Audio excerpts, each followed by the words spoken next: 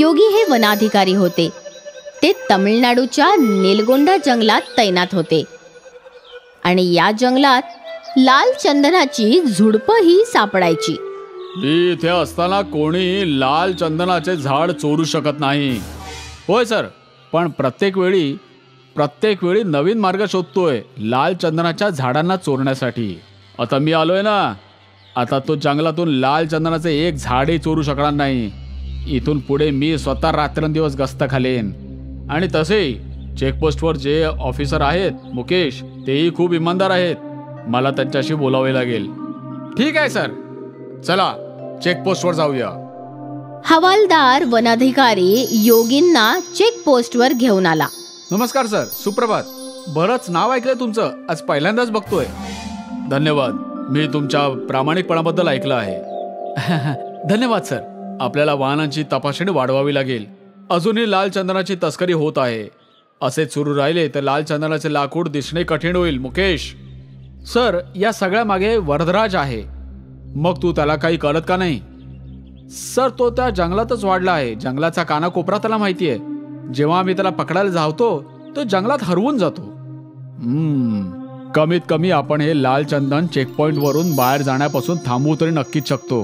हो सर, मी आणखी फोर्सची मागणी केलेली आहे. पुढच्या आठवड्यापासून आणखी 2 हवालदार या चौकीवर असतील. असं आहे की लाल चंदनाची तस्करी थांबेल. जर आपण मित्र झालो तर नक्कीच होईल. त्या दिवसापासून वनाधिकारी स्वतः दिवसा जंगलात गस्त घालत असत, विशेषतः रात्रीच्या वेळी. इथे जंगलात योगींच्या आगमनाची बातमी वरदराजनला मिळाली. भाऊ, तो योगी रात्रंदिवस जंगलात गस्त घालतोय. आता आपण लाल चंदनाचं झाड कसं तोडणार? प्रत्येक समस्येचा नेहमी एक उपाय असतो छोट्या. वरदराजन स्वामीच्या कानात काहीतरी बोलला. मग रात्रीच्या अंधारात स्वामी फॉरेस्ट ऑफिसरच्या ऑफिसच्या बाहेर पोहोचला. तो कुणाची तरी वाट पाहत होता. काही वेळाने गार्ड तिथे आला. बॉसने तुमच्यासाठी मिठाई पाठवली आहे आणि त्या बदल्यात आम्हाला वेळेवर माहिती देत राहा. तुम्हाला तुमची मिठाई दर आठवड्याला मिळते. वा वा, धन्यवाद सांगा भाईंना. हा, ठीक आहे. स्वामी आनंदाने आपल्या अड्ड्याकडे परतला आणि सर्व काही वरदराजनला सांगितले. आता बघूया तो फॉरेस्ट ऑफिसर आपलं काय बिघडवतो. हो बाई. त्या रात्रीपासून वरदराजन आणि त्याच्या माणसांनी लाल चंदनाचे लाकूड तोडायला सुरुवात केली आणि इथे रक्षक संदेश पाठवून वनाधिकाऱ्याचे ठिकाण सांगत असे. आणि जेव्हा वनाधिकारी उत्तरेकडे गस्त घालत असे तेव्हा वरदराजनची माणसं दक्षिणेच्या दिशेने लाकूड कापत असायचे. आणि जेव्हा योगी उत्तरेच्या दिशेला गस्त घालत असे ते दक्षिणेच्या दिशेला झाड कापू लागायचे. हा सिलसिला खूप दिवस चालत राहिला. एका दिवसाची गोष्ट आहे. वरदराजनची माणसं उत्तर दिशेला लाल चंदनाची झाडं तोडून निघाली होती. तेव्हा योगी जेव्हा तिथे पोहोचले तेव्हा त्याचे लक्ष त्या नुकत्याच कापलेल्या झाडांच्या खोडाकडे गेले. असं वाटत आहे की हे झाड आजच कापले गेले, पण मी इतका वेळ खूप गस्त घालतोय. मग कोण माझ्या डोळ्याखालून हे लाल चंदनाचं झाड कापू शकतो? नक्कीच काहीतरी गडबड आहे. योगी काहीच बोलला नाही आणि जीप मध्ये बसून दक्षिण दिशेला निघू लागला. जेव्हा तो तिथे पोहोचला तेव्हा त्याला तिकडे नुकतीच कापलेली झाडांची खोड दिसली.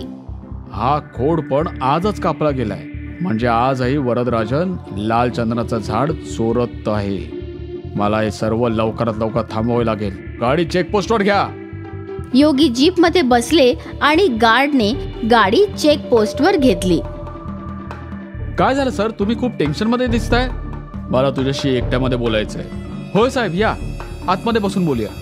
चेकपोस्टच्या छोट्या चौकीमध्ये फक्त वनाधिकारी योगी आणि इन्स्पेक्टर मुकेश होते. बोला सर, इथे कोणी आपलं बोलणं ऐकू शकत नाही. मुकेश, अजूनही लाल चंदनाची झाडं कापली जात आहेत. कुठली मोठी गाडी गेली का इथून? नाही साहेब, आतापर्यंत तर नाही, पण उद्या हे ट्रक येतील जंगलात रोड बनवण्यासाठी रेती घेऊन. मग नक्कीच लाल चंदन त्यातच जाईल. उद्या मी कोणत्याही परिस्थितीत त्या ट्रकला या चेकपोस्ट पुढे जाऊ देणार नाही. होय, आणि मी त्या वरदराजांना पकडणार. ठीक आहे सर. इथे जंगलात वरदराजन आपल्या अड्ड्यावर योजना आखत होता. उद्या रेतची गाडी सगळी लाल चंदनाची झाडे भरून बाहेर घेऊन जायचं आहे ना आपल्याला. नाही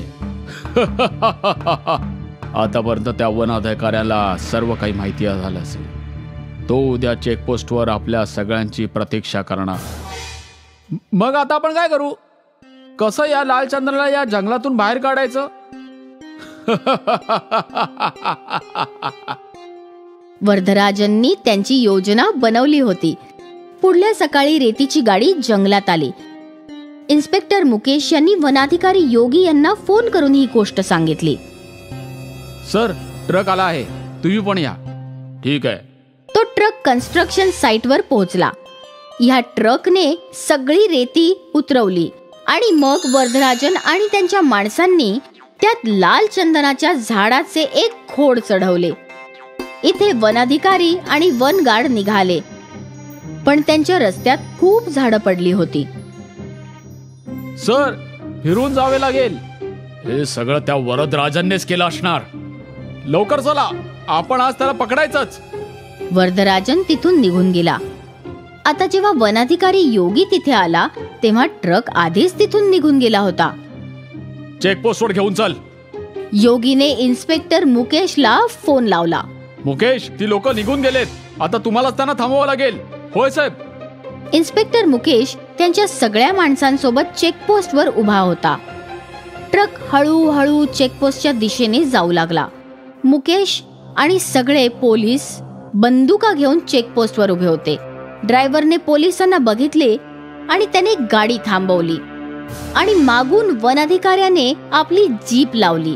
ट्रकला चारही बाजूंनी घेरले होते. हवालदार, चेक करा आतमध्ये काय आहे. हवालदार ट्रकच्या आत चढला. सर, इथे लाल चंदन तर आहे, पण एकच आहे. काय? इन्स्पेक्टरनेही ट्रक मध्ये चढून तपासले तेव्हा एकच लाल चंदनाचे झाड होते. सर, तुम्ही इथे या. आता वनाधिकारी योगीही ट्रक मध्ये चढले. तेही हे सगळं बघून हैराण होते. त्या वरदराजाने यावेळी आपली फसवणूक केली आहे.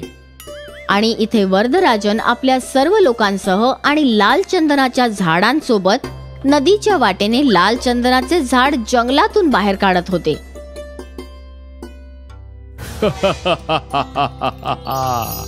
मला कोणीही रोखू शकत नाही. लाल चंदन फक्त माझे आहे.